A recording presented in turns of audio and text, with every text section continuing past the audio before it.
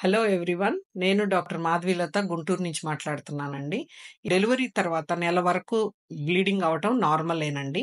దానికి ఎక్కువగా బ్లీడింగ్ అయితే డాక్టర్‌ని కన్సల్ట్ చేయాలి. లేకపోతే నార్మల్‌గా మాత్రం 1 మంత్ వరకు బ్లీడింగ్ అవుతుంది. సమతుల్య ఆహారం తీసుకోవాలి. మంచినీళ్లు ఎక్కువగా తాగాలి. లేకపోతే యూరిన్ ఇన్ఫెక్షన్స్ వచ్చే ఛాన్స్ ఉంటది. ఈ సమతుల్య ఆహారంలో ఆకుకూరలు, కూరగాయలు, పండ్లు, అన్ని రకాల గింజలు అన్నీ తీసుకోవచ్చు. కాల్షియం ఎక్కువ ఉండేటటువంటి గుడ్లు, పాలు తీసుకోవాలి. తగినంత రెస్ట్ తీసుకోవాలి. మధ్యాహ్నం ఒక 2, 3 అవర్స్ రెస్ట్ తీసుకోవాలి వాళ్ళు.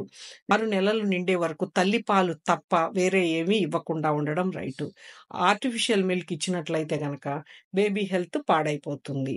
పాలు మెయింటైన్ అవ్వటానికి బేబీతో ఎక్కువ టైం గడపటం, మానసికంగా ప్రశాంతంగా ఉండటంతో పాటు ఇంట్లో దొరికేటటువంటి చెన్నుల్లిపాయలు, మెంతులు, పండు బొప్పాయి తీసుకుంటే కూడా మెయింటైన్ అవుతుంది.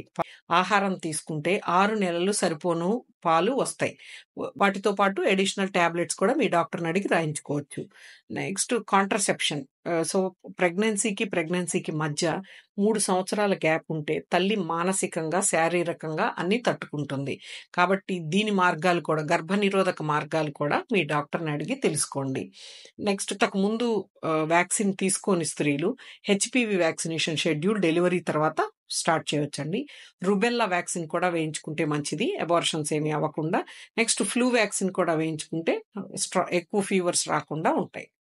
ఈ జాగ్రత్తలు తీసుకుంటే తల్లి, బిడ్డ క్షేమంగా ఉంటారు.